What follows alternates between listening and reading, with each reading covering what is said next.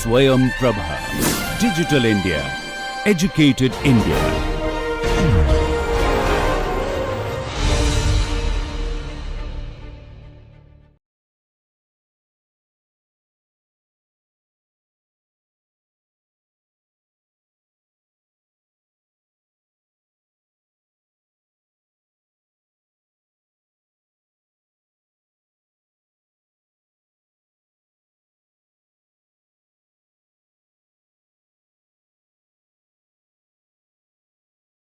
प्रिय शिक्षार्थियों, मैं आपका इस विषय नीति शास्त्र पूर्व एवं पाश्चात्य दार्शनिक सिद्धांत में स्वागत करता हूं।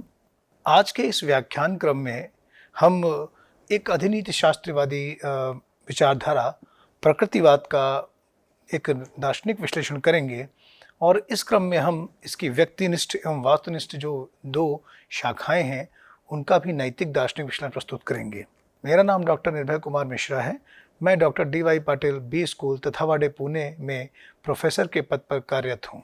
इससे पहले कि हम इस व्याख्यान की ओर आगे बढ़ें, पिछले व्याख्यान में हमने क्या नैतिक विश्लेषण किया, हमने अधिनीति शास्त्र क्या होता है व अधिनैतिक शास्त्र के सिद्धांत क्या हैं, इनका एक संक्षिप्त वर्णन प्रस्तुत किया था, जिसमें हमने नीति कथनों को हम कैसे समझते हैं, उनका अर्थ क्या होता है, उनकी उत्पत्ति क्या होती है, या उनके स्वरूप और प्रमाणीकरण के आधारों को समझने का प्रयास किया। हमने संक्षिप्त तौर पे संज्ञानवाद, असंज्ञानवाद जैसी विचारधाराओं का अध्ययन किया और ये करते हुए हम आज इस व्याख्यान में अपने अगले चरण में प्रकृतिवाद का अध्ययन करने जा रहे हैं। प्रकृतिवाद अपने मूल रूप में दो प्रकार का है, व्यक्तिनिष्ठ एवं वास्तुनिष्ठ। तो प्रकृतिवाद, जैसा कि हम जानते हैं कि प्रकृतिवादियों का मानना है कि जो नैतिक शब्द होते हैं, तो आज के इस व्याख्यान में हम किन बिंदुओं का अध्ययन करेंगे। तो सर्वप्रथम हम ये समझेंगे कि प्रकृतिवाद कैसे एक संज्ञानात्मक सिद्धांत है। फिर इस प्रश्न का उत्तर देखेंगे कि क्या नैतिक निर्णय तथ्यात्मक निर्णयों से भिन्न होते हैं, क्या निर्णैतिक प्राकृतिक तथ्य ही नैतिक निर्णय का आधार है। नैतिक शब्द क्रमशः उचित, अनुचित, शुभ, अशुभ, कर्तव्य आदि का वर्णन बिना अर्थ परिवर्तन के मनोविज्ञान, समाजशास्त्र, जीव विज्ञान तथा अन्य प्राकृतिक विज्ञान के शब्दों के द्वारा किस प्रकार प्रयोग किया सकता है। नैतिक निर्णय क्या अनुभवात्मक एवं तथ्यात्मक होते हैं। नीति शास्त्र अनुभवात्मक विज्ञान का ही भाग है। ब्रांड के दर्शन में जाके इसकी चर्चा करेंगे। फिर हम ये समझने का प्रयास करेंगे कि नैतिक समस्याओं का समाधान क्या अनुभवात्मक वैज्ञानिक विधि द्वारा किया सकता है। क्या नैतिक निर्णय की व्याख्या प्राकृतिक गुण के आधार पर करना दोषपूर्ण है। इसमें हम मूर के प्राकृतिक दोष का एक संक्षिप्त वर्णन करेंगे। पुनः हम ये जानने का प्रयास करेंगे क्या तथ्यात्मक एवं मूल्यात्मक निर्णय में कोई भेद नहीं होता। क्या सौंदर्यात्मक निर्णय जो होते हैं वही प्राकृतिक व्याख्या संभव है उनसे। फिर हम ये समझने का कोशिश करेंगे कि क्या प्रकृतिवाद में किसी अलौकिक या अतीन्द्रिय सत्ता का स्थान है या नहीं है। क्या नैतिक निर्णय की व्याख्या किसी व्यक्ति अथवा समुदाय की भावनाओं, अभिवृत्तियों, इच्छाओं एवं रुचियों के आधार पर होती है। क्या व्यक्तिनिष्ठ प्रकृतिवाद जो है, क्या उसके नैतिक निर्णय वास्तुनिष्ठ होते हैं या नहीं होते हैं। क्या व्यक्तिनिष्ठ प्रकृतिवादी नैतिक निर्णय सत्य असत्य हो सकते हैं। क्या व्यक्तिनिष्ठ प्रकृतिवादी नैतिक निर्णय का स्वरूप और प्रमाणीकरण क्या है, इसको समझने का प्रयास करेंगे। उसके पश्चात हम व्यक्तिनिष्ठवादी प्रकृतिवादी जो नैतिक निर्णय की व्यक्तिवादी समुदायवादी विचारधारा है, उसका भी ह्यूम, वेस्टरमार्क, रसेल और पैरी के दार्शनिक विश्लेषण में करेंगे। उसके बाद हम ये देखेंगे कि कैसे जो व्यक्तिनिष्ठ प्राकृतिक निर्णय है वो किसी व्यक्ति के मनोदशा का वर्णन करते हैं और नैतिक मूल्य का वास्तुनिष्ठ होने का तात्पर्य क्या होता है और वो किस प्रकार से व्यक्ति समुदाय से स्वतंत्र अस्तित्व में होता है, वेस्टरमार्क के दार्शनिक विश्लेषण में समझेंगे। इसके बाद हम व्यक्तिनिष्ठवादी जो प्रकृतिवादी की वास्तुनिष्ठ प्रकृतिवादी विचारधारा है, क्रमशः वो मूर और रसेल के दर्शन में समझेंगे। फिर हम ये देखेंगे कि रसेल किस प्रकार से शुभ नामक नैतिक प्रत्यय में तार्किक रूप से देखते हैं कि वास्तुनिष्ठ नहीं है। और फिर हम ये देखेंगे कि कैसे इच्छाओं को प्रभावित करने के कारण नैतिक प्रत्यय का अपना महत्व होता है। मानव रुचि कैसे नैतिक मूल्यों का आधार बनती है, इसमें हम पैरी के दर्शन को देखेंगे। नैतिक निर्णय क्या वास्तुनिष्ठ, निर्वैयक्तिक एवं निष्पक्ष होते हैं या नहीं होते हैं, इस प्रश्न का भी उत्तर देखेंगे। फिर हम व्यक्तिनिष्ठवादी नैतिक निर्णय मत की आलोचना को समझेंगे और ये भी समझेंगे कैसे यह मात्र निर्णयों को इच्छाओं, भावनाओं, रुचियों या पसंद या स्वाद का विषय ऐसा व्यक्तिगत विषय कैसे बना देता है। और फिर हम नैतिक निर्णय के संबंध में एक और विचारधारा में जाएंगे जिसमें या किसी गुण, कर्म या चरित्र के बारे में क्या बताती है उसको समझेंगे। और फिर समुदाय पर व्यक्ति निष्ठवाद की भी आलोचना करेंगे। इसके बाद हम वास्तुनिष्ठ प्रकृतिवाद क्या है इसको समझने का प्रयास करेंगे और शुभ अशुभ के प्रत्यय जिस रूप में मूर ने इनकी व्याख्या की है उसको भी संक्षिप्त रूप से समझेंगे। और पुनः उसके बाद हम देखेंगे कि किस प्रकार जो वास्तुनिष्ठ प्रकृतिवादी हैं, विकासवादी हो या सुखवादी हो या उपयोगितावादी हैं, वो किस प्रकार से इन नैतिक उचित अनुचित कर्तव्य शब्दों का वर्णन करते हैं, हम उनके दर्शन में समझेंगे। और फिर हम स्पेंसर, बेंथम, शार्प और फर्थ और ब्रांड की अवधारणाओं में यह समझने का प्रयास करेंगे कि नैतिक निर्णय वास्तुनिष्ठ और निष्पक्ष होते हैं। और फिर हम शुभ अशुभ, उचित अनुचित की जो अवधारणा उपयोगितावाद ने, जो आधार बेंथम ने माना है, उसको समझेंगे। और उसके बाद हम आदर्श प्रेक्षक सिद्धांत जैसे कि शार्प, फर्थ और ब्रांट ने दिया है उसका उल्लेख करते हुए आदर्श प्रेक्षक क्या होता है इसके बारे में चर्चा करेंगे। और अंततः हम इस वास्तुनिष्ठ प्रकृतिवाद का एक आलोचनात्मक मूल्यांकन करते हुए इस प्रकृतिवाद को समझने का प्रयास करेंगे। अब जैसा कि हम जानते हैं प्रकृतिवाद एक संज्ञानात्मक सिद्धांत है। संज्ञानात्मक कहने का तात्पर्य क्या होता है? इसका तात्पर्य यह है कि जब हम किसी नैतिक कथन की बात करते हैं, जैसे कोई एक्स व्यक्ति अच्छा है या किसी मानक नैतिक गुण की बात करते हैं, एक्स सत्यवान है, ऐसे जब कथन देते हैं या कोई मूल्यपरक कथन देते हैं, तो क्या इनसे हमें कुछ ऐसा बोध होता है जिसका इस प्रकृति से कोई संबंध है? तो यहाँ पर प्रकृतिवादी मानते हैं कि हम नैतिक निर्णयों की और नैतिक कथनों की ठीक उसी प्रकार व्याख्या कर सकते हैं जिस प्रकार से हम अन्य व्यवहारिक प्राकृतिक कथनों की व्याख्या करते हैं। तो जैसे अन्य प्राकृतिक व्यवहारिक कथनों की व्याख्या हम उन तथ्यों के आधार पर कर सकते हैं, वैसे ही प्रकृतिवादी मानते हैं कि प्रकृति नैतिक जो नियम हैं, शब्द हैं या मूल्य हैं, उनकी भी ठीक उसी तरह व्याख्या की जा सकती है। और इसका तात्पर्य ये हुआ कि ये मॉरल रियलिज्म की तरफ ले आता है कि जो नीति शास्त्र है उसकी अपनी एक स्वतंत्र सत्ता है और उसमें जो उसके जो तथ्य हैं वो कुछ निर्णैतिक गुणों की व्याख्या हम प्राकृतिक आधार पर भी कर सकते हैं और इसी को हम संज्ञानात्मक सिद्धांत कहते हैं। तो क्या नैतिक निर्णय तथ्यात्मक निर्णय से भिन्न होते हैं? अगर प्रकृतिवादियों की बात माने तो ऐसा नहीं है। नैतिक निर्णय तथ्यात्मक निर्णयों से मूलतः भिन्न नहीं होते हैं। नैतिक निर्णय भी वैसे ही होते हैं, बस वो एक नैतिक संदर्भ में प्रयोग किए जाते हैं। और जैसे हम कहते हैं कि व्यायाम करना स्वास्थ्य के लिए अच्छा है, तो ये एक नैतिक संदर्भ में अगर हम कहें कि वह गाड़ी अच्छी है, तो दोनों में जो अच्छे का जो संदर्भ, नैतिक संदर्भ है, दोनों ही तथ्यात्मक रूप से इंसान उसकी व्याख्या कर सकता है और प्राकृतिक तथ्यों के माध्यम से उसे समझ सकता है। तो ये भिन्न नहीं होते। निर्नैतिक प्राकृतिक तथ्य ही नैतिक निर्णयों का आधार है। तो जो निर्नैतिक प्राकृतिक तथ्य हैं जिनसे हम अच्छा बुरा, शुभ अशुभ, उचित उचित को हम कहीं ना कहीं उन निर्नैतिक प्राकृतिक संदर्भों में भी समझ सकते हैं। जैसे हम कह सकते हैं कि शाकाहारी भोजन व्यक्ति के लिए अच्छा है, तो अब शाकाहारी भोजन का जो प्राकृतिक तथ्य है, अब जो अच्छा है, ये एक नैतिक शब्द है, लेकिन दोनों को हम उसके आधार पर समझ सकते हैं। तो यहाँ जो नैतिक निर्णय है कि शाकाहारी भोजन जो है किसी व्यक्ति के लिए अच्छा है, तो यहाँ शाकाहारी भोजन जो है प्राकृतिक तथ्य है, लेकिन जो अच्छा है वो अपने आप एक निर्णैतिक तथ्य है, लेकिन इसको हम प्राकृतिक तथ्य के माध्यम से इस नैतिक निर्णय को बना सकते हैं। अब यहाँ पर हम ये समझते हैं कि जैसे जो नैतिक शब्द होते हैं, जैसे क्रमशः उचित, अनुचित, शुभ अशुभ, कर्तव्य आदि का वर्णन प्रकृतिवादी ऐसा मानते हैं कि बिना अर्थ परिवर्तन के मनोविज्ञान, समाजशास्त्र, जीव विज्ञान तथा अन्य प्राकृतिक विज्ञान के शब्दों के द्वारा किया जा सकता है। और ये इस प्रकार से होता है कि उसमें कोई भी अर्थ का ह्रास नहीं होता। यानी ठीक उसी प्रकार से उसका वर्णन इन शब्दों का इस्तेमाल करके किया जा सकता है। प्रकृतिवादियों के अनुसार जो नैतिक निर्णय हैं उनमें भी जैसे जो प्राकृतिक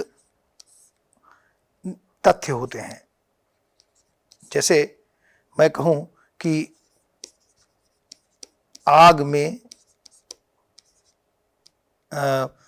गर्मी होती है, गर्मी होती है, या पानी 100 डिग्री सेल्सियस पर उबलता है। ऐसा अगर हम कोई प्राकृतिक व्यवहारिक तथ्यात्मक कथन दें तो आग में गर्मी होती है, ये एक अनुभवात्मक कथन है। पानी 100 डिग्री सेल्सियस उबलता है, ये दोनों ही कथन अनुभवात्मक कथन है, तथ्यात्मक कथन है। जैसे इन कथनों के बारे में हम अनुभवात्मक तथ्यात्मक निर्णय बना सकते हैं, ठीक उसी प्रकार से प्रकृतिवादी ये कहेंगे कि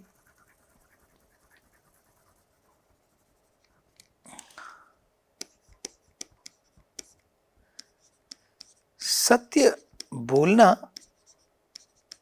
अच्छा है। तो प्रकृतिवादी का यह मानना है कि इस नैतिक निर्णय को भी हम मनोवैज्ञानिक संदर्भ में समझ सकते हैं कि कोई व्यक्ति जब सत्य बोलता है तो हम उस व्यक्ति का अनुमोदन करते हैं या कोई और मदद करता है। तो इनका मानना है कि नैतिक निर्णय भी प्राकृतिक व्यवहारिक कथनों की तरह अनुभवात्मक एवं तथ्यात्मक भी होते हैं। अब इस तरह से जैसे कि ब्रांड का मानना है कि नीति शास्त्र जो है वो भी एक प्राकृतिक विज्ञान की तरह अनुभवात्मक विज्ञान का ही भाग है, वो इससे अलग नहीं है। उसको भी इन्हीं प्राकृतिक तथ्यों के संदर्भ में उसकी व्याख्या भी संभव है और की जा सकती है। क्या नैतिक समस्याओं का समाधान अनुभवात्मक वैज्ञानिक विधि द्वारा किया जा सकता है? प्रकृतिवादियों से अगर यह दार्शनिक प्रश्न किया जाए तो प्रकृतिवादियों का मानना है कि जिस प्रकार से हम व्यवहारिक समस्याओं का समाधान करते हैं, जिस प्रकार से हम सांसारिक समस्याओं का समाधान करते हैं, प्राकृतिक समस्याओं को समझते हैं, ठीक उसी प्रकार हम नैतिक समस्याओं का भी समाधान एक अनुभवात्मक और वैज्ञानिक तथ्यों के द्वारा सिद्ध कर सकते हैं। जैसे हम कहें कि तेज गाड़ी चलाना या बिना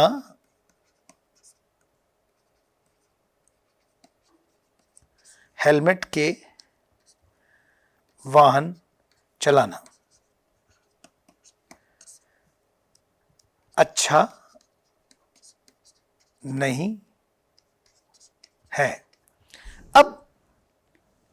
अब हम ये समझ सकते हैं कि यहाँ जो अच्छा है वो अनुमोदन योग्य नहीं है, तो इसको हम हेलमेट के बिना जब गाड़ी चलाएंगे तो ये हमारे स्वास्थ्य के लिए अच्छा नहीं, हमारे जीवन के लिए अच्छा नहीं है और ये अनैतिक है, ये एक इमोरल एक्ट हो जाता है। तो यहाँ पे कहीं ना कहीं हम हेलमेट का इस्तेमाल करके इस अशुभ से बच सकते हैं। तो कहीं ना कहीं जो ये समस्याएं हैं मानव व्यवहार की नैतिक समस्याएं हैं, उनको भी हम ठीक उसी तरह अनुभवात्मक वैज्ञानिक विधियों द्वारा उनको हम समझ सकते हैं और उनके लिए एक नैतिक निर्णय दे सकते हैं।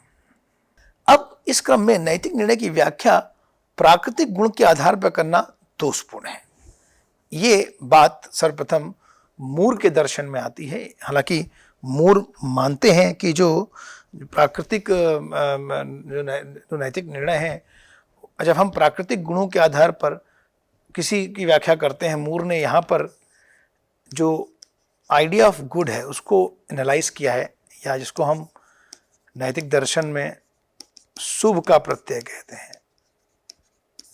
मूर अपनी प्रिंसिपिया एथिका बुक में इस शुभ के प्रत्यय का एक नैतिक अधिनीति शास्त्रीय विश्लेषण ही कहें, क्योंकि मूर ही इस अधिनीति शास्त्र विधा के जनक दिखते हैं, क्योंकि सबसे पहले वो नीति शास्त्र शब्दों का उचित अनुचित शुभ अशुभ का एक दार्शनिक विश्लेषण करते हैं, जहां वो बताते हैं कि जो शुभ है वो अनएनालाइजेबल है, वो बिना शर्त अच्छा ही है, या कहें कि उसकी व्याख्या किसी प्राकृतिक गुण के आधार पर संभव नहीं है। जब भी हम कहते हैं कि जो शुभ है वो कोई गोल है या कोई गुण है, तो वो एक निश्चित अर्थ में आता है, उससे उसकी व्याख्या संभव नहीं है। मूर मानते हैं वो एक अनएनालाइजेबल है, जो हमारी अंतः प्रज्ञा के द्वारा जाना जाता है। उसको हम अनुमान के आधार पर या किसी अनुभव के आधार पर उसकी व्याख्या नहीं कर सकते हैं। तो उनका मानना है कि नैतिक निर्णय की व्याख्या अगर हम प्राकृतिक गुण के आधार पर करते हैं कि जो शुभ है वो अच्छा है और जो अच्छा है वही सही है, इस तरह से जो व्याख्या करते हैं और उसको हम प्राकृतिक तथ्यों से जोड़ते हैं, तो यह एक दोषपूर्ण है, इसे वो प्रकृतिवादी दोष भी कहते हैं। क्या तथ्यात्मक एवं मूल्यात्मक निर्णय में कोई भेद नहीं होता? यहाँ आरएम हेयर का भी एक आलोचना है। आरएम हेयर अपने परामर्शवाद में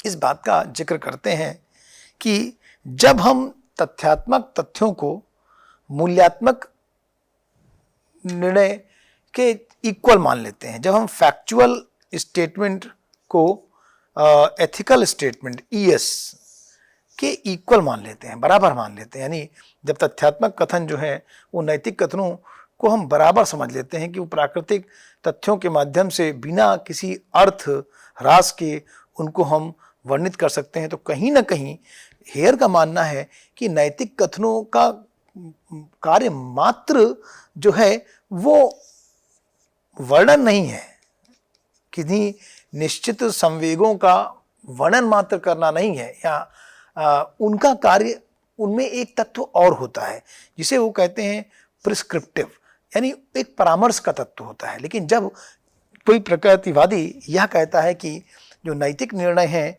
जो मूल्यात्मक निर्णय है और जो तथ्यात्मक निर्णय है उनमें कोई अंतर नहीं है, तो कहीं ना कहीं ये जो परामर्शवादी तत्व है इसका लोप हो जाता है। हेयर की ये आलोचना है। क्या सौंदर्यात्मक निर्णय की भी प्राकृतिक व्याख्या संभव है? हाँ, इस अर्थ में हम देखें, जैसे कि हमने अपने पिछले व्याख्यान में देखा कि कैसे सहज ज्ञानवादी एक अतीन्द्रिय आधार पर, अंतरात्मा के प्रत्यय के आधार पर किस प्रकार बटलर और अन्य दार्शनिक, वहाँ हचिसन, बटलर और सेसबरी, ये किस प्रकार कहते हैं कि आत्मा, अंतर आत्मा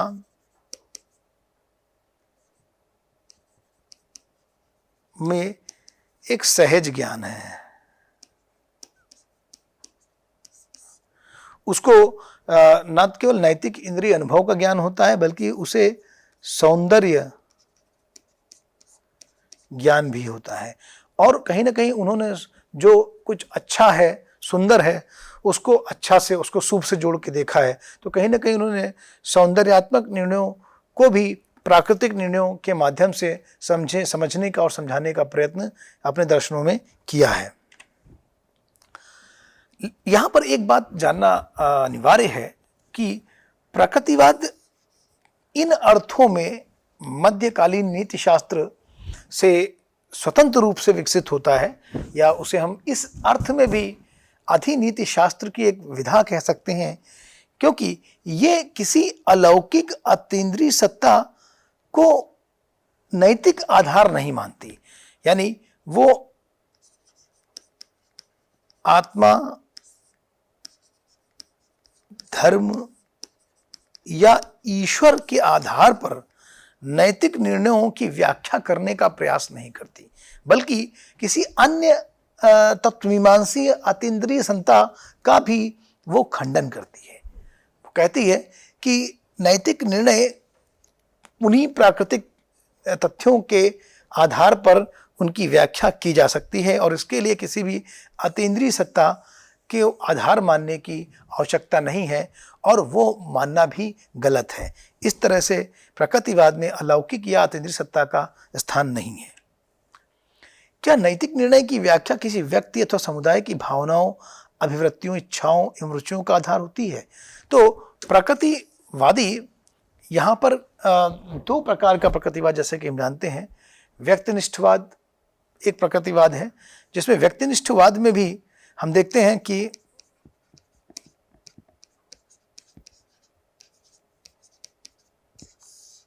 दो विधाएं दिखती हैं हमें, जिनमें एक व्यक्ति संबंधित है और एक समुदाय संबंधित है।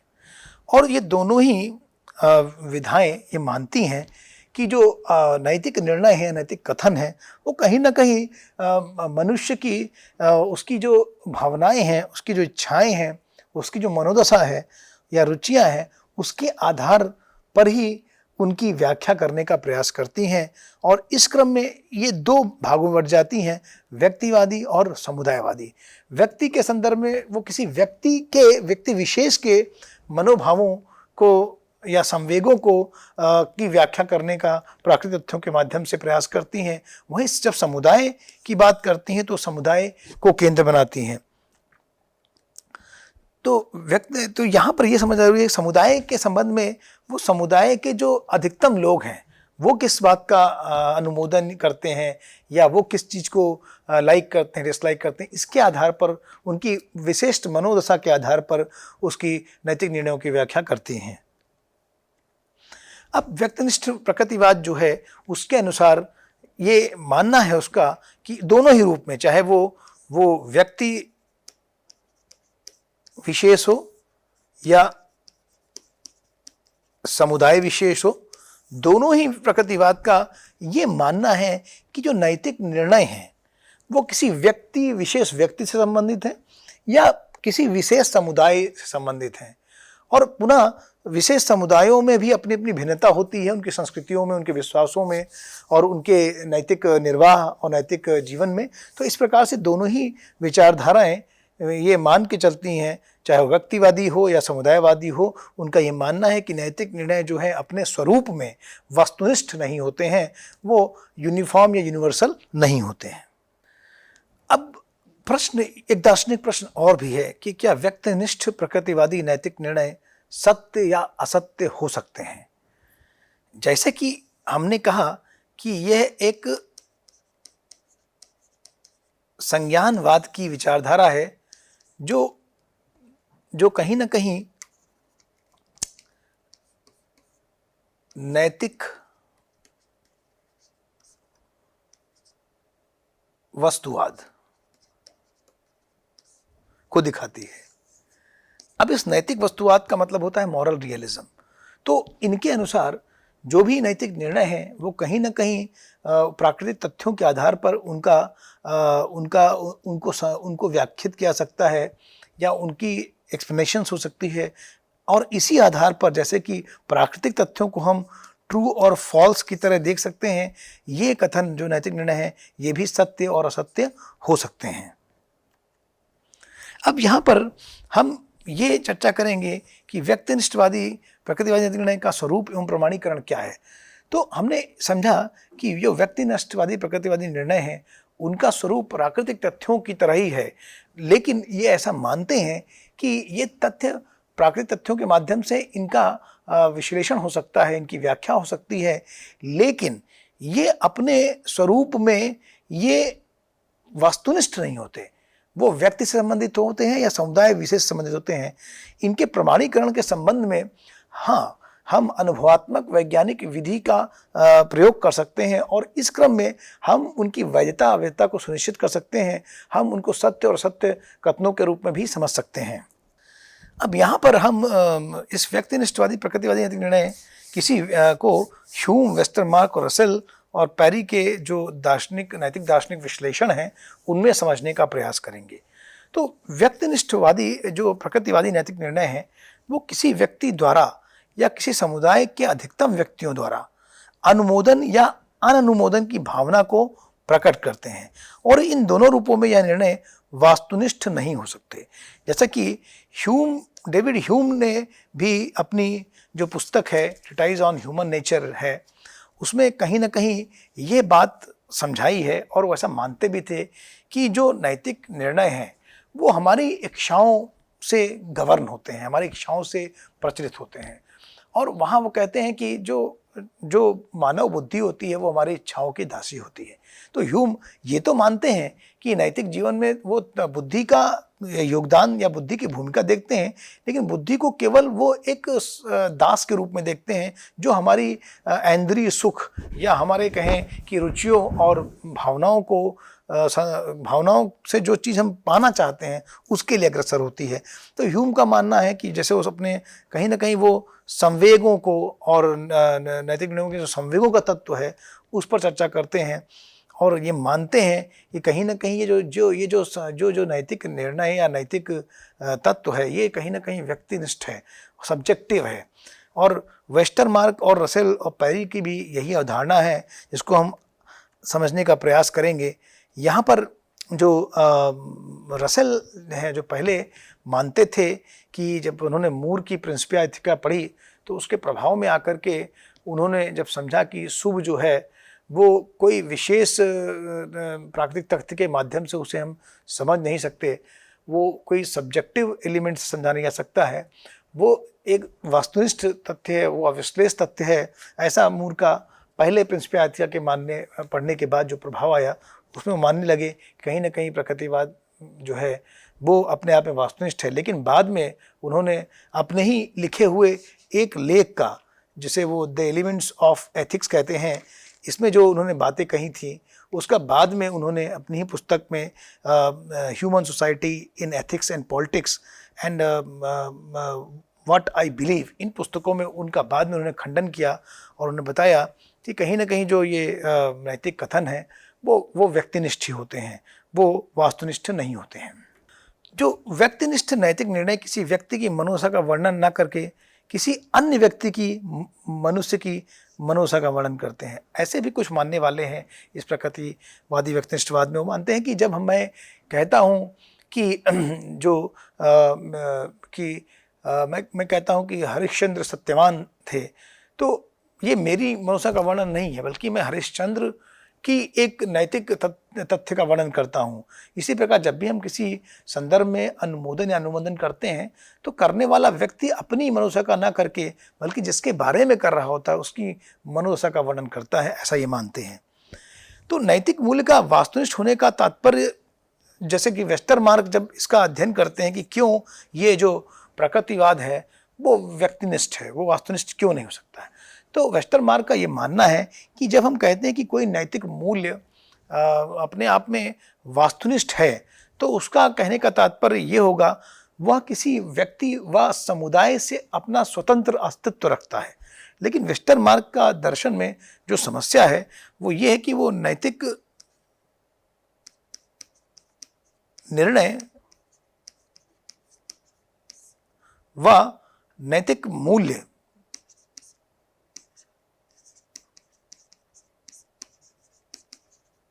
इन दोनों में जो भेद है वो इन दोनों को एक मान लेते हैं। इन दोनों के भेद को वो नहीं समझते, इसलिए उनका ये मानना कि मूल्य और निर्णय एक तरह से हैं ये उचित नहीं है। हाँ, ये बात ठीक है कि उन दोनों का स्वतंत्र अस्तित्व होना ही उनको वास्तुनिष्ठ बना सकता है, लेकिन ऐसा प्रकृतिवाद की व्यक्तिनिष्ठ विचारधारा में हमें नहीं दिखता है।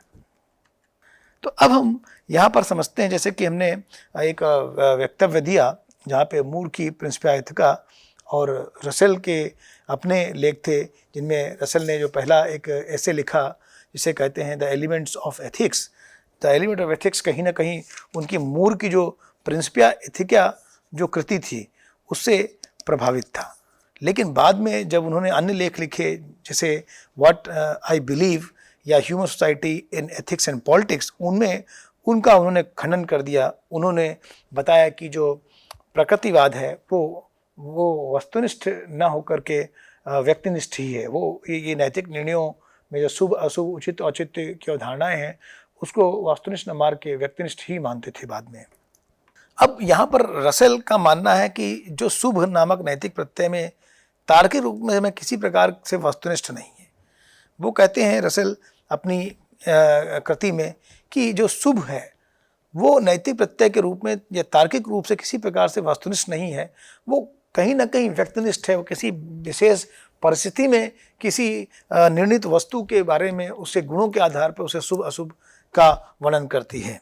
यहाँ पर इनका मानना है कि जो इच्छाओं को प्रभावित करने के कारण ही नैतिक प्रत्यय का महत्व। रसेल ने कहा कि जो नैतिक प्रत्यय है, जो हमारा नैतिक जीवन है, जिसमें भी हम कुछ भी करते हैं जिसको हम सही या गलत मानते हैं, उचित या अनुचित मानते हैं, या हम कर्तव्य के रूप में करते हैं, तो रसेल का मानना है कहीं ना कहीं इसकी जो प्रेरणा है वो मानव की इच्छाओं में है।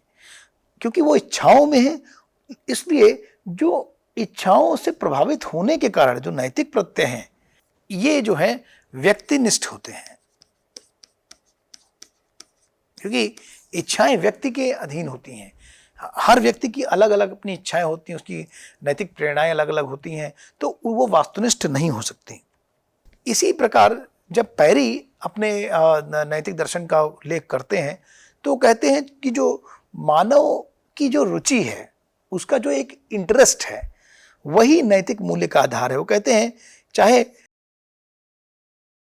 कार्य को शुभ समझे, अशुभ समझे, या उचित या अनुचित समझे, उसमें उस कार्य करने की रुचि का होना आवश्यक है, चाहे वो रुचि किसी व्यक्ति में हो या समुदाय में हो। तो जो रुचि है वही व्यक्ति के नैतिक मूल्यों का आधार बनती है। इस प्रकार जो पैरी है वो कहता है कि जो रुचि है वो व्यक्ति की भिन्न भिन्न होती है, वो कोई वास्तुनिष्ठ नहीं हो सकती। तो इनके अनुसार नैतिक निर्णय जो है उनका जो स्वरूप है वो वास्तुनिष्ठ, निर्वैयक्तिक एवं निष्पक्ष नहीं होते हैं।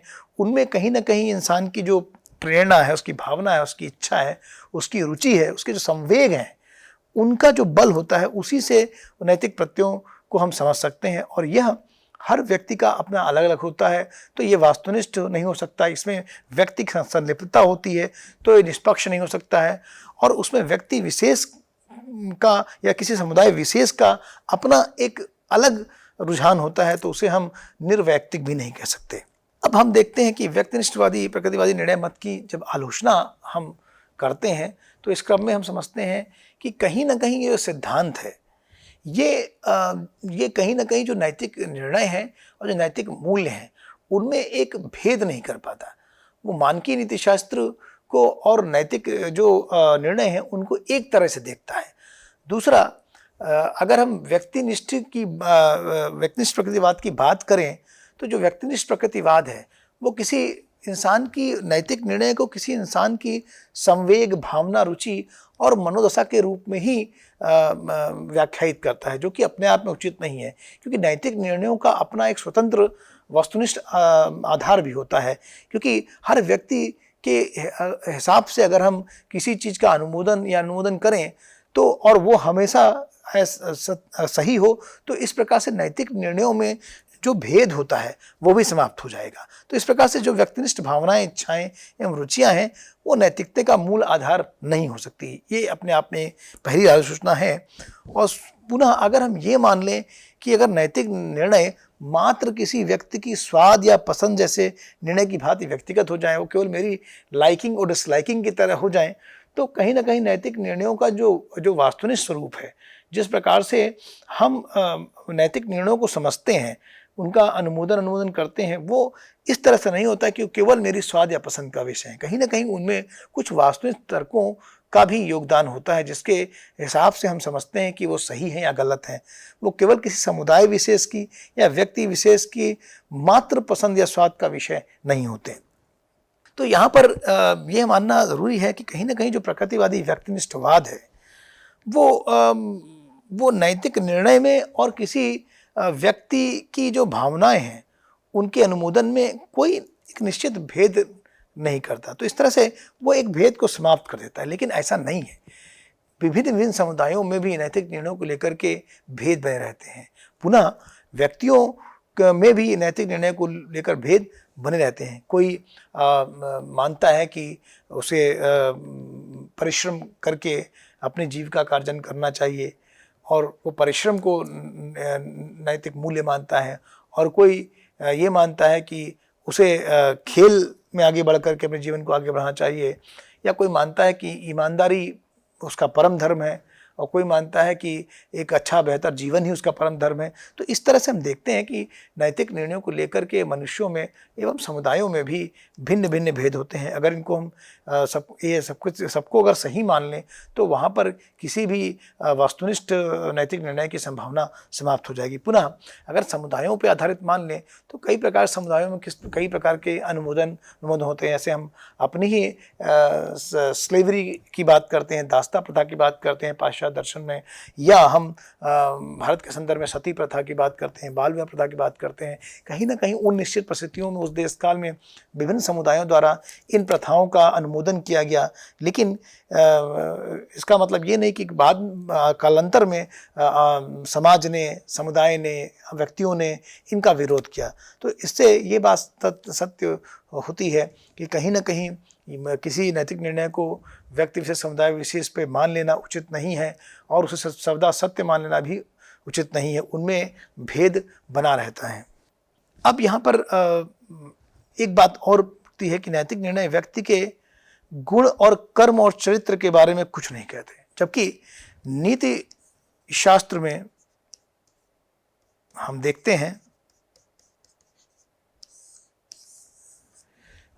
जो प्रकृतिवादी व्यक्तिनिष्ठ नीति शास्त्र कहीं ना कहीं वो केवल उसे मनोवेग संवेगों के माध्यम से समझाने का प्रयत्न करता है, लेकिन नैतिक निर्णयों का मुख्य व्यक्ति तो वो नैतिक व्यक्ति है जो उसको करता है या उसको लेता है। तो उसके जो गुण होते हैं या उसके जो कर्म होता है, उसका जो चरित्र होता है, जैसे कि अरस्तु ने चरित्र के बारे में बात की है, इमैनुअल कांट ने कर्मों के बारे में बात की है या कर्तव्यों के बारे में बात की है। तो ये जो विचारधारा है, इस तरह से इन सब नैतिक तत्वों या तथ्यों के बारे में कोई बात नहीं करती, जो कि सर्वथा अनुचित है। अभी हमने समुदाय परक व्यक्तिनिष्ठवाद की भी एक आलोचना प्रस्तुत की, जिसमें हमने बताया कि समुदाय विशेष में भी नैतिक निर्णयों को लेकर भेद होता है और कालांतर में ये भी परिवर्तित होते हैं। तो इनको हम केवल समुदाय विशिष्ट मान करके और हर समुदाय का अनुमोदन को सही मान लें तो उनमें भेद की संभावना खत्म हो जाती है, जैसा कि उचित नहीं है।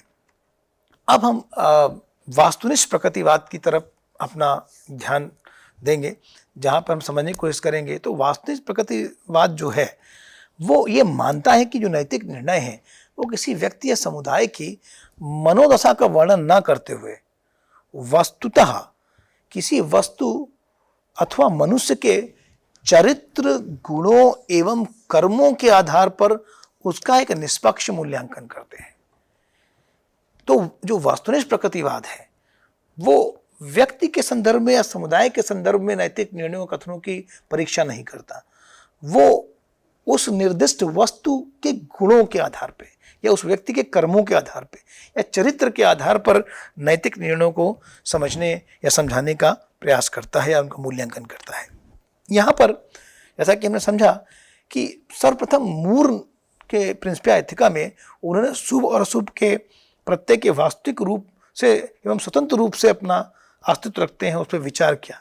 उन्होंने दिखाया कि जब भी हम शुभ को या अशुभ को किसी प्राकृतिक गुण से जोड़ के देखते हैं तो वो एक निश्चित संदर्भ का होता है, उससे हम उसके प्रत्यय को व्याख्या नहीं कर सकते।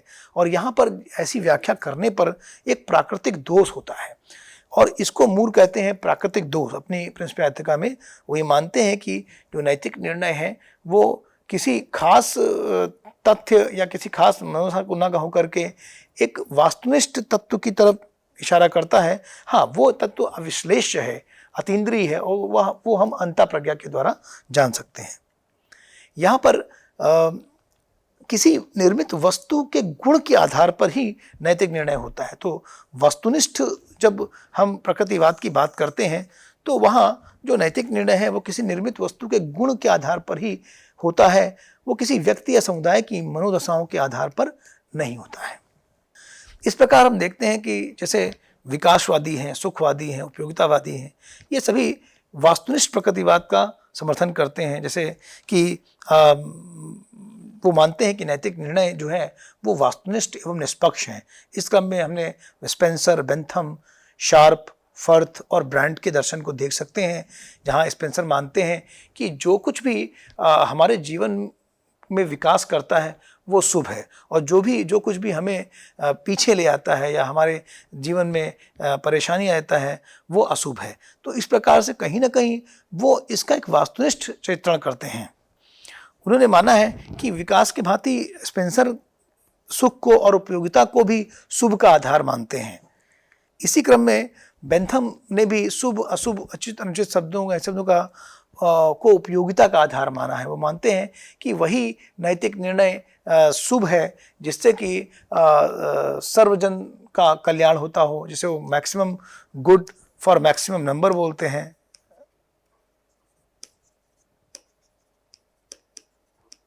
वो मानते हैं कि ऐसा नैतिक निर्णय ही अपने आप में शुभ है जिससे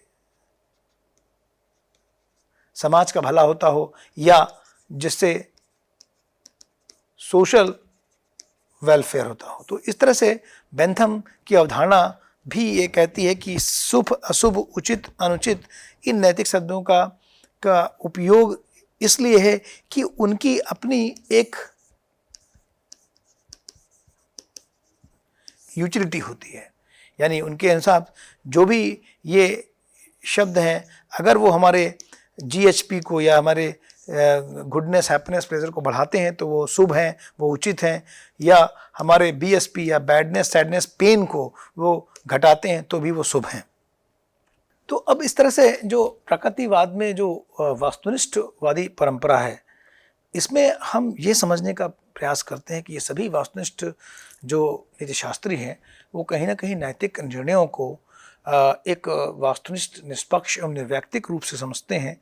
और लेकिन ये जितने भी उपयोगितावाद, सुखवाद और मनोविज्ञान वाद के आधार पर जो ये वास्तुनिष्ठ नैतिक निर्णय को मानते हैं, वो कहीं ना कहीं मानकीय नीतिशास्त्र की रचना करते हैं। उनको हम आधि नीतिशास्त्र की श्रेणी में रखना उचित नहीं समझते। हालांकि ये अपने निर्णयों के स्वरूप में प्रकृतिवादी भी हैं और वस्तुनिष्ठवादी भी हैं, और वे मानते हैं कि कहीं ना कहीं नैतिक निर्णयों को लेकर के हम जनरल प्रिंसिपल्स बना सकते हैं या कुछ वास्तुनिष्ठ नियमों की बात कर सकते हैं जिनके आधार पर हम मनुष्य के जो नैतिक गुण हैं, नैतिक कर्म हैं या उसके चरित्र का स्पष्ट मूल्यांकन कर सकते हैं। जैसा कि हम देखते हैं कि बेंथम और मिल मानते हैं कि वही नैतिक कार्य उचित है जिसके द्वारा सब बहुत सारे लोगों का कल्याण होता हो, या कांट के दर्शन में जाकर देखें तो ये मानते हैं कि वही नैतिक निर्णय उचित है या सही है जिसको हम यूनिवर्सलाइजेबल कर सकते हैं, जिसको हम सार्वभौमिक बना सकते हैं। या फिर वो कहते हैं वही नैतिक मूल्य सही है जिस मूल्य के पीछे एक सदिच्छा हो, जिसे वो गुडविल कहते हैं। तो इस तरह से हम देखते हैं कि ये सभी दार्शनिक कहीं ना कहीं ये मानते हैं कि जो नैतिक निर्णय हैं वास्तुनिष्ठ हैं, निष्पक्ष हैं और निर्वैयक्तिक हैं।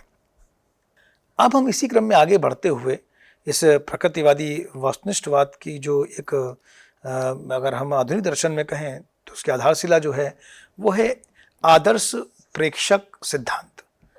हालांकि ये आदर्श प्रेक्षक सिद्धांत जो है अपने आप में एक कहें कि एक हाइपोथेटिकल है, क्योंकि ये निश्चित रूप से अगर ऐसा कोई आदर्श प्रेक्षक वास्तव रूप में हो जाए तो एक बेहतर नैतिक समाज की संरचना संपूर्णता सुनिश्चित हो सकती है, लेकिन ऐसा है नहीं। तो आदर्श प्रेक्षक सिद्धांत क्रमशः जैसा कि शार्प, फर्थ और ब्रैंड ने अपने दर्शनों में जिसका विकास किया है उसकी चर्चा अब हम आगे करेंगे। तो यहाँ पर शार्प का कहना है कि उचित कर्म का क्या तात्पर्य है। उनके अनुसार अगर हम कहें कि नैतिक रूप से उचित कर्म क्या है, अनुचित कर्म क्या है, शुभ क्या है, अशुभ क्या है, तो उसके लिए कहेंगे उचित कर्म वो है जो सामान्य परिस्थितियों में जिसका सभी व्यक्ति अनुमोदन या अनुमोदन करते हैं, और ऐसा जो उनका अनुमोदन है या अनुमोदन है वो वस्तुनिष्ठ है, निष्पक्ष होता है और उसके लिए कुछ वास्तुनिष्ठ तर्क भी होते हैं। तो शार्प का मानना है कि ये जो है वो कहीं ना कहीं आदर्श प्रेक्षक का उसे हम पहला गुण कह सकते हैं कि इस व्यक्ति के अंदर जो अनुमोदन या अनुमोदन है वो उसमें उसका व्यक्तिगत तत्व नहीं है, बल्कि वो वस्तुनिष्ठ निष्पक्ष तर्कों के आधार पर ये करता है। तो यहाँ पर जैसे कि फर्थ का व्यू है, अपना मानना है कि जो आदर्श प्रेक्षक को कम से जो है किसी कर्म से संबंधित, नैतिक कर्म संबंधित, आदर्श प्रेक्षक को किसी नैतिक कर्म से कहें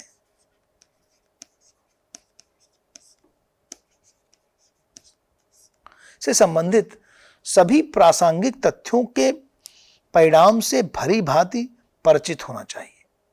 अब यहाँ पर जो आदर्श प्रेक्षक है, जो जिसे हम कहें कि जो मॉरल इवैल्यूएटर है, जो उस नैतिक निर्णय की परीक्षा कर रहा है, जो उसकी व्याख्या करेगा, उस इवैल्यूएटर को, या हम कहें कि मोरल ट्रांसलेटर्स को, कम से कम उस नैतिक निर्णय की जो प्रासंगिक तथ्य हैं और उनसे जुड़े जो उनके परिणाम हैं, उनसे भली भांति परिचित होना चाहिए, उसको पता होना चाहिए। निर्णय देते समय उसे व्यक्तिगत भावनाओं एवं संवेगों से प्रभावित नहीं होना चाहिए।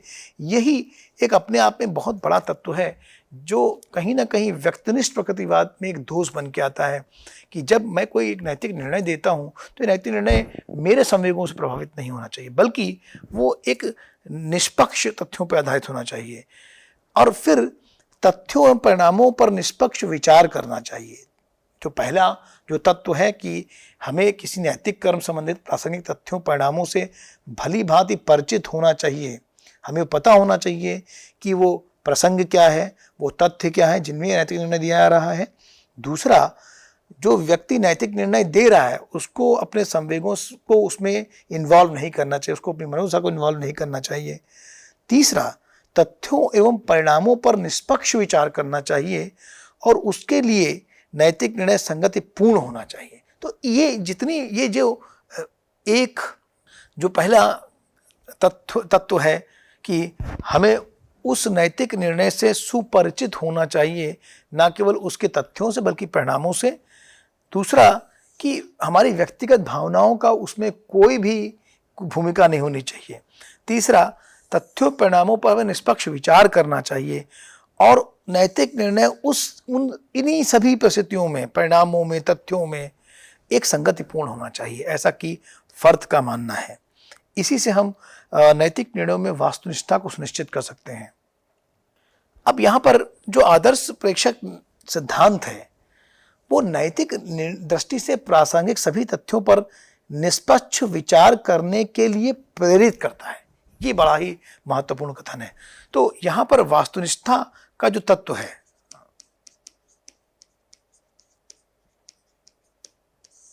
वो इस सिद्धांत की परिपाटी पर है कि ये जो मॉरल इवैल्यूएटर है, जो नैतिक निर्णय करता है, उसको प्रेरित करता है कि वो किसी भी नैतिक निर्णय के जो प्रासंगिक तथ्य हैं उन पर एक निष्पक्ष विचार दे, एक निष्पक्ष मत प्रस्तुत करे। तो यहाँ पर यह सिद्धांत जो है कर्मों के उचित एवं अनुचित अंतर को तर्कसंगत रूप से व्याख्या करता है। तो पहला जो एलिमेंट है इसमें वो ये है कि यह नैतिक दृष्टि से प्रासंगिक सभी तथ्यों पर निष्पक्ष विचार करने के लिए प्रेरित करता है। दूसरा, कि यह सिद्धांत कर्मों के उचित एवं अनुचित अंतर को तर्कसंगत रूप से व्याख्या करता है। उसकी किसी मनोसंवेग के आधार पर या समुदाय विशेष के आधार पर या किसी केवल तथ्य के आधार पर नहीं, बल्कि उसके लिए तर्कसंगत व्याख्या को भी देता है। तीसरा, इस आधार पर जो नैतिक निर्णय है वो सत्य या असत्य हो सकते हैं और इसीलिए उनका वास्तुनिष्ठ मूल्यांकन संभव है, ऐसा कि फर्थ मानते हैं। यहाँ पर हम ब्रांड के दर्शन की कुछ बातें कर सकते हैं। तो ब्रांड कहते हैं कि ये जो आदर्श प्रेक्षक सिद्धांत है, इसके जो तत्व हैं वो कहीं ना कहीं इस बात की ओर इशारा करते हैं, इंगित करते हैं कि हम क्यों वास्तुनिष्ठ, निष्पक्ष एवं तर्कसंगत परामर्श को एक मॉरल इंपॉर्टेंस देते हैं, एक नैतिक मूल्य मानते हैं और उसके तुलना में हम अपनी व्यक्तिगत राय को या व्यक्तिगत इच्छाओं को कभी कभी दरकिनार करते हैं। अगर हमारे सामने कोई उसका निपुण व्यक्ति है, उस नैतिक निर्णय के संबंध में, जिसने उस नैतिक निर्णय लिए हैं, जो उन तथ्यों से भली भांति परिचित है और जो एक न्यूट्रल डिसीजन देता है, हम उसकी बात को ज़्यादा वैल्यू देते हैं वनस्पत की हमारे अपना व्यक्तिगत संवेग, भाव, वेदना, मनोसाएं क्या हैं। तो यह नैतिक निर्णय का तर्क संगत विश्लेषण करता है। तो ब्रांड का मानना है कि जो आदर्श प्रेषक सिद्धांत है, इसके जो तत्व हैं, कहीं ना कहीं वो नैतिक निर्णयों का तर्क संगत विश्लेषण प्रस्तुत करते हैं। तो इस प्रकार से आज इस व्याख्यान में हमने अधीन शास्त्र के अंतर्गत प्रकृतिवाद को समझने का प्रयास किया और इस क्रम में हमने कैसे प्रकृतिवाद एक संज्ञानवाद नीति शास्त्र में विचारधारा है उसको समझा, कैसे मॉरल रियलिज्म को दिखाती है, कैसे ये एथिकल नेचुरलिज्म को दिखाती है, जिसे हम नैतिक प्रकृतिवाद कहते हैं। उसमें भी हमने इसका जो व्यक्तिनिष्ठ एवं वास्तुनिष्ठ पक्ष है उसको समझने की कोशिश की, उसके कई दार्शनिक प्रश्नों का विश्लेषण किया और पुनः हमने व्यक्तिनिष्ठवाद में भी व्यक्ति और समुदाय विशेष संबंधी जो प्रकृतिवाद है और उसको समझने का प्रयास किया। फिर हमने कैसे ये प्रकृतिवाद की जो वास्तुनिष्ठ विचारधारा है उसका एक नैतिक दार्शनिक विश्लेषण प्रस्तुत किया, कैसे ये एक तर्कसंगत, निष्पक्ष, वास्तुनिष्ठ, निर्वैयक्तिक नैतिक निर्णय की संभावना बनाती है, इसको समझा। और फिर अंततः हमने जैसे कि फर्थ ब्रांड के दर्शन में जो विचारधारा जिसको हम कहते हैं आदर्श प्रेक्षक सिद्धांत जो उन्होंने दिया है, जो कि शार्प, फर्थ और ब्रांड के दर्शन में विकसित हुआ है, उसका भी हमने मूल्यांकन किया। तो इस प्रकार से जो प्रकृतिवाद है अपने गुण और दोषों के बावजूद भी कहीं ना कहीं जो मध्यकालीन जो अवधारणाएं नीतिशास्त्र रही उनसे बेहतर दिखती है, क्योंकि कहीं ना कहीं ये मानव बुद्धि, तर्क, निष्पक्षता, वास्तुनिष्ठता को महत्व देती है और उनके एक उचित प्रयोग को नीति विधा में दिखाती है। तो इस प्रकार से ये कुछ कृतियां हैं जिनके माध्यम से व्याख्यान निर्मित किया गया है। धन्यवाद।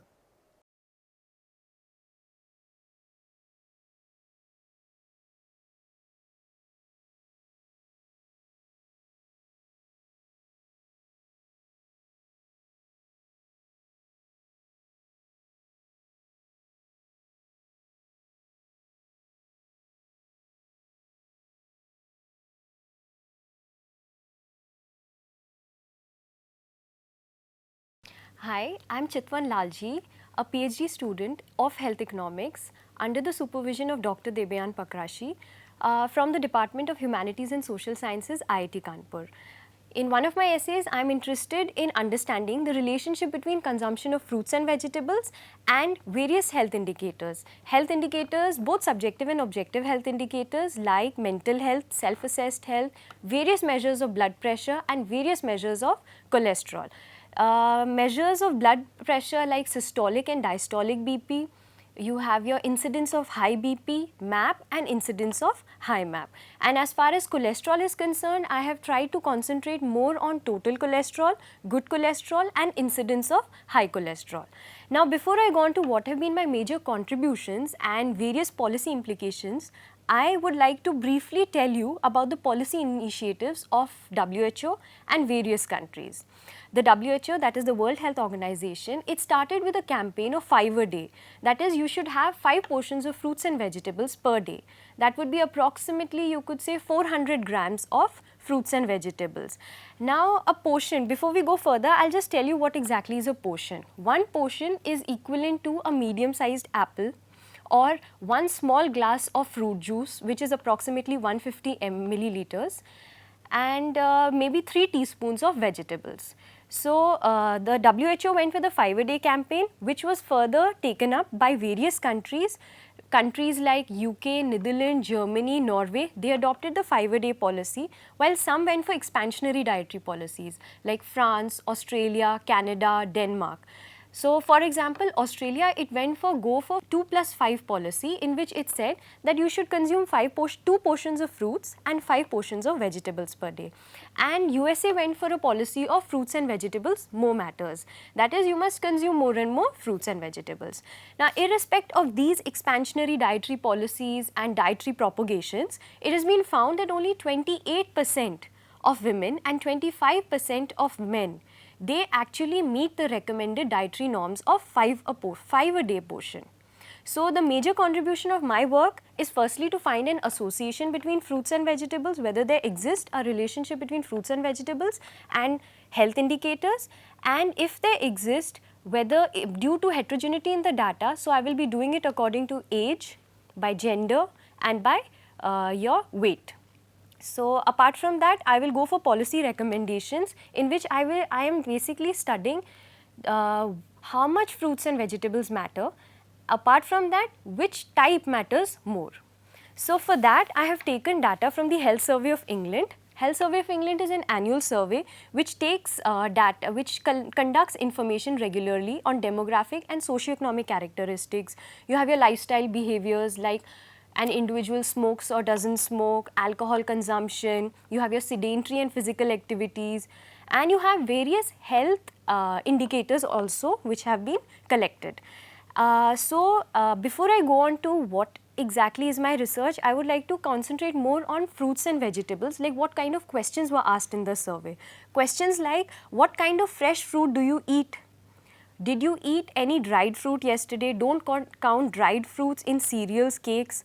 Apart from that, for vegetables, they asked how many tablespoons of vegetables did you eat yesterday? So approximately after this whole survey was conducted, data was converted into portions of fruits, and like for example, 3 tablespoons of vegetables is equivalent to 1 portion. So data was converted and provided to the users, that is us, from the UK Data Health Survey. So the major contributions of my paper is that I found a strong negative association between intake of fruits and self-assessed health, then various measures of blood pressure like mean arterial pressure, high blood pressure, systolic and diastolic BP, and your total cholesterol. Apart from that, I have found a strong positive association between consumption of vegetables and good cholesterol.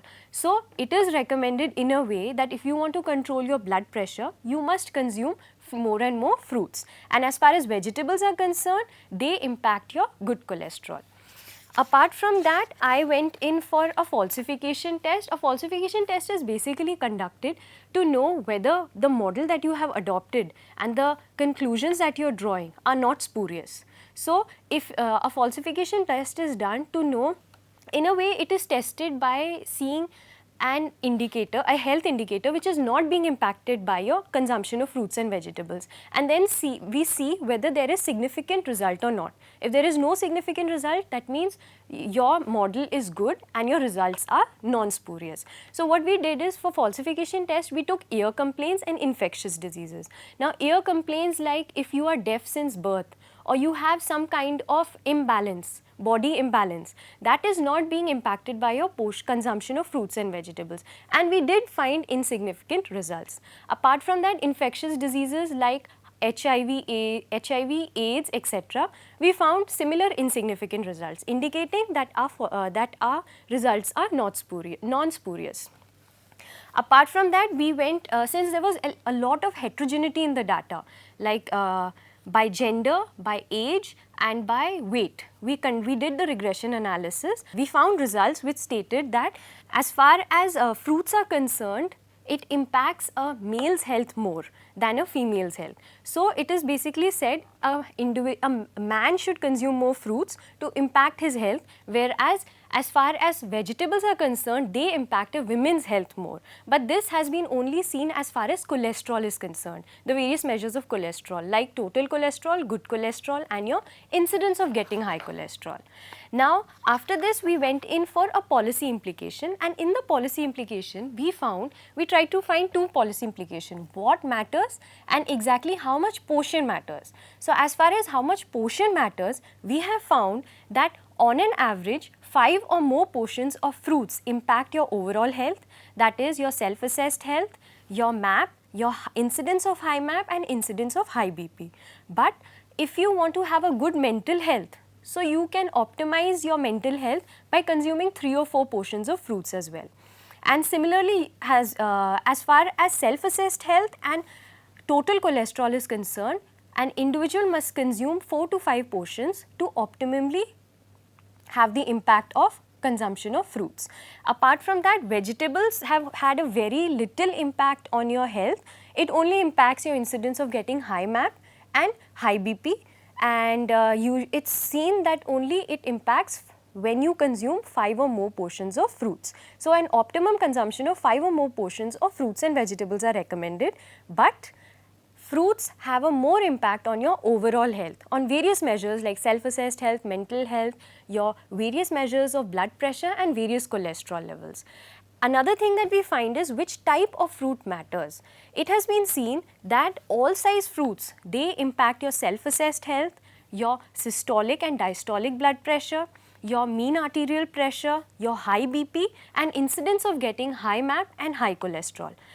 But we find that as far as frozen fruits or canned fruits are concerned, they help in regulating your incidence of getting high MAP or high BP, but it has a trade-off. That means there is something negative happening. It reduces the good cholesterol in your body. Apart from this, if you have an incidence of getting high cholesterol, it is recommended that you must consume fruit juices because it has a impact in reducing your probability of getting high cholesterol. And dried fruits, they impact your self-assessed health. As far as vegetables are concerned, very little impact has been seen. It has only been seen in case of portion of salads and its association with self-assessed health. Another thing that they have seen is vegetables in composite, they have an association with good cholesterol. So overall, my research basically says that there is an association between consumption of fruits and vegetables and various health indicators, and it is highly recommended that an individual, in order to be healthy, must consume 5 or more portions of fruits and 5 or more portions of vegetables per day, but fruits have a more impact on your overall health. Apart from that, all size fruits, they have a better impact on your overall health, your mental health, various measures of blood pressure and cholesterol. So, thank you.